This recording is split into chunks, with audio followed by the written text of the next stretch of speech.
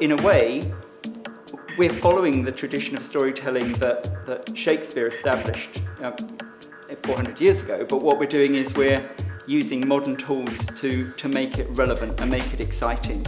So if Shakespeare had access to 360 cameras, he probably would have used them to create immersive experiences, but he didn't, he had words.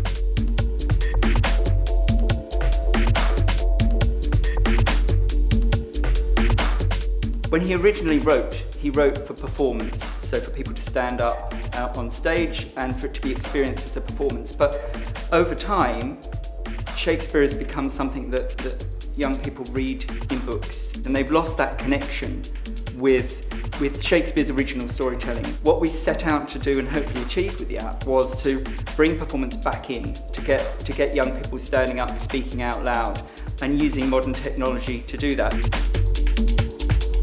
This is a journey which brings words to life, because words in a dusty old book don't mean anything. It's only when you begin to say them that you get the real intent behind what Shakespeare meant by those words, and putting them together and making them rhyme and playing with the words. All the things that rap artists do today, Shakespeare was doing 400 years ago.